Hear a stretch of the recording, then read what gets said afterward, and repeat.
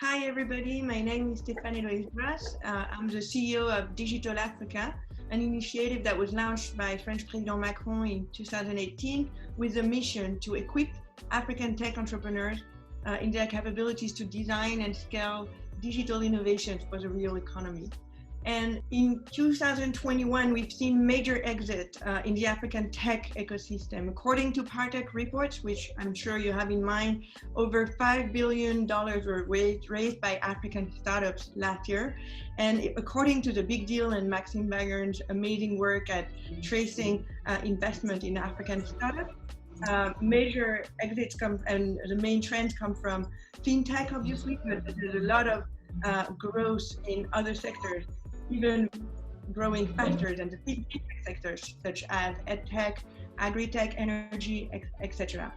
And I like to use that word from my friend Tommy David of Soonicorn. And I believe personally that the African continent full of unicorns that just are waiting to be supported and scaled. So why is an institution such as Digital Africa, backed by the French government with European partners, paying attention to the African tech ecosystem? And the answer is because nobody cannot.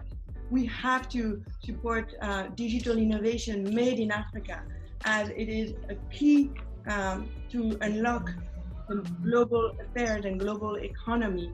And what we've seen in Africa over the last couple of years is not only important for the continent, but it's important because for job creation, because of the global warming, because of inclusion and social inclusion, because of democracy.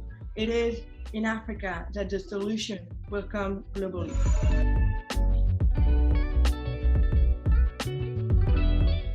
So today, Digital Africa is publishing its white paper explaining how to support Made in Africa digital innovation and why do we have to collectively join forces in that.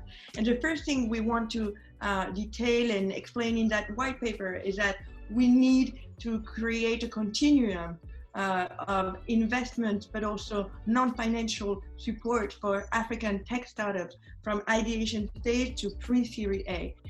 Because a step to start a program, to start a project, a tech product and a company and a venture and a digital endeavor in Africa is still too high compared to the rest of the world. India today has 903 unicorns, and there's no structural reason for that, for explaining why Africa has 7 unicorns while India has 903. So we need to really support all these future champions in their first steps in their activities. So we detail that in our white paper. We are renewing a business model ourselves, our own business model and governance structure to be able to deliver the best support to all these future African tech champions. We would join forces with Proparco, AFD's private sector arm, to be able to deliver a continuum of investment tools. We are reinventing our model with becoming a public-private entity guided by a strategic committee with a diversified business model and extending capabilities. The objective is for all DFI-backed organizations to be able to deploy direct seed financing capabilities to these high potential startups across the continent. More than ever, the model to collectively support Made in Africa digital innovation is we need one-stop shops. We need organizations that act like a super aggregator of data, capabilities, and funding opportunities. And this is what Digital Africa is committed to do over the next couple of years, and you can find all the details in our white paper.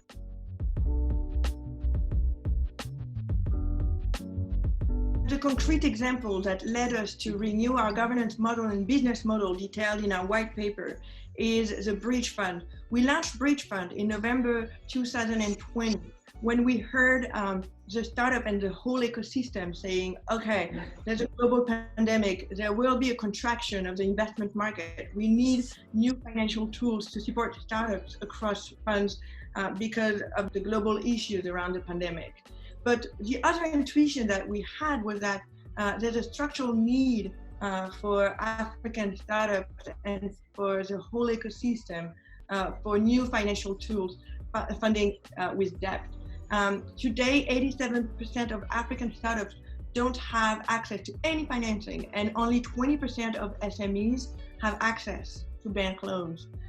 Bridge Fund is filling this geographical and structural gap by providing concrete financial support to innovative companies with tickets between 200,000 and 600,000, co-financed by investors, to create a leverage effect.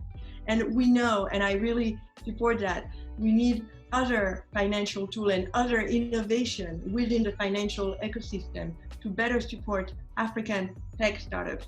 In just a few months, the French government, through Proparco and Digital Africa, has released more than 3.4 million euros to support 10 startups. This success proves the need to go further, and Digital Africa is open to expanding this fund with other European partners. Since the official launch of Bridge, we have received application coming from 230 startups. So we know that there's a qualified pipe of opportunities for African and European investors. All these startups coming from 40 different countries, and over the 5 million euros which the Bridge Fund is endowed, more of 75% of this have been allocated. The rest will be unlocked in the coming week. This fund has made already possible for startups to actually reach the next stage of funds and funding and funding rounds. For example, POA Internet and Anka, formerly Africrea, they managed to raise both a Series A, respectively Series C and a pre-Series A. POA recently received 28 million in Series C fundraising round, and Africrea, Anka, has announced that it had raised 5.4 million euros before for pre-Series A. We support that idea that we need to equip African tech entrepreneurs in all their stages of their endeavors. And that means with financial capabilities, but also non-financial programs. We need more agility from development support organization, but also from collaborating with the private sector and with local VCs and international VCs to really support the development of a tech made in Africa.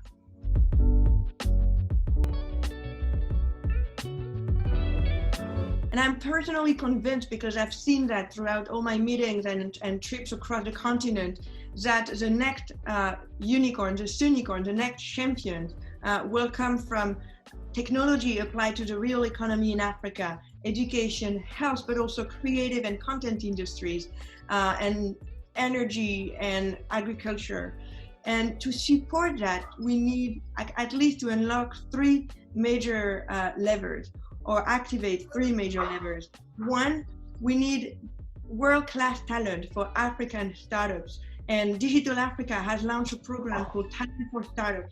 We know that there's an incredible pool of talent and digital talent across the continent, developers, data analysts, but they lack of professional experience. So we need to support not only training, but job placement for startups in Africa. And that's what we are aiming at doing. The second, we need better deals for African startups, when deals with corporate, but also investors and VCs. We need to make sure that the value can be created and kept in Africa, and not just with an extractive approach. So we need to support a whole and fairer framework for global and Pan-African partnerships. And the last, we need to support public policies that are also conducive to digital innovation made in Africa, regulatory framework that support local players.